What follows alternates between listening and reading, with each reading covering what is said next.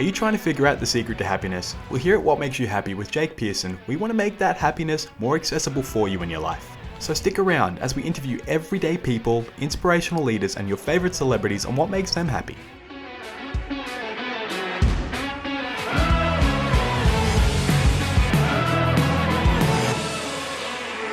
Welcome back to the podcast where we ask the one question, what makes you happy? My name is Jake Pearson, and today we have with us a referee in English semi-professional soccer, football, as we call it, as they call it in the United Kingdom, and the managing director of the third team, Nathan Sheerrat from Durham, England. And I'll tell you now, I've absolutely butchered that. So my apologies, Nathan. How are you? I'm really good, thanks. Thanks for having me. Before we get into it, can you actually say where you're from correctly on my behalf, please?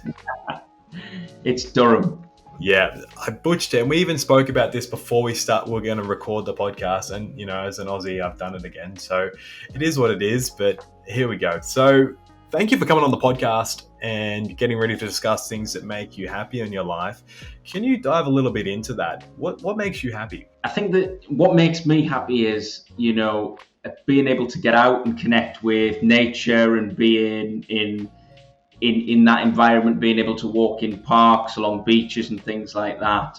Things that are probably a lot more easy to listeners who are in Australia, because your country is a lot more set out for that than some of the commenters we have up in the north of England where I'm from. But those are the kind of things that make me happy, sunlight and things like that, and getting out in it, because I think that, you know, probably I appreciate it a lot more because we don't have as much of that here. But also spending time with family and loved ones is a really, really important thing for me, because I think that my role as a referee, which obviously you touched on, it's quite a stressful position to be in when people are constantly challenging your authority.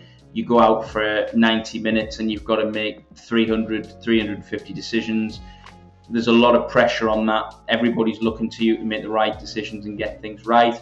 And I think that, you know, obviously that's a big challenge. And of course, in my professional life, running my own business, the third team, that again is another massive pressure, because, you know, being self-employed, there's nobody really else to turn to. I'm accountable for everything, finances and paying bills and everything that goes into marketing and everything that goes into running a business.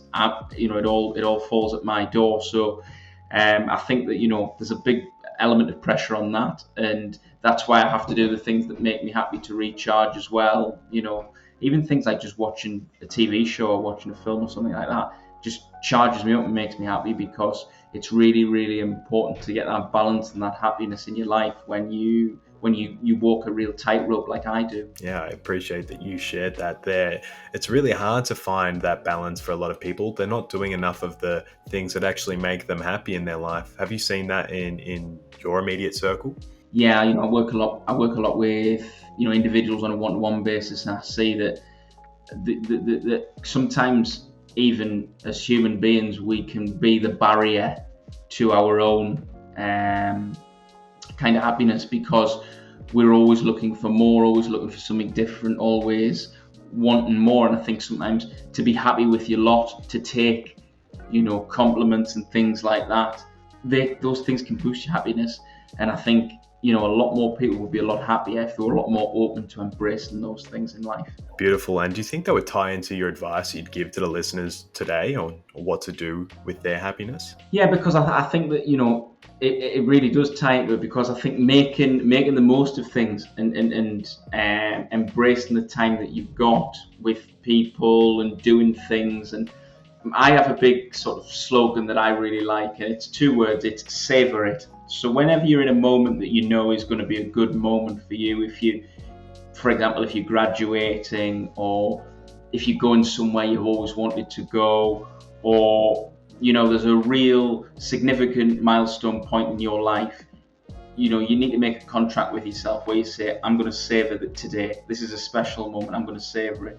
But really normalizing that and taking that, you know, if you have a film night or a movie night, or however you would say it, with your partner or with family members or things like that, even just savoring those moments when you're together, because the rat race of life and everything that goes on, having those opportunities to just be in the moment, it's really, really important because we live increasingly fast-paced lives now. I think that's a beautiful way to end a short podcast episode. Savor it.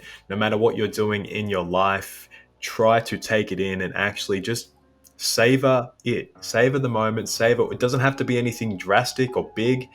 It could be literally you sitting down with a cup of coffee in the sun, going for a walk. Savor those moments and try and tie that into your daily happiness.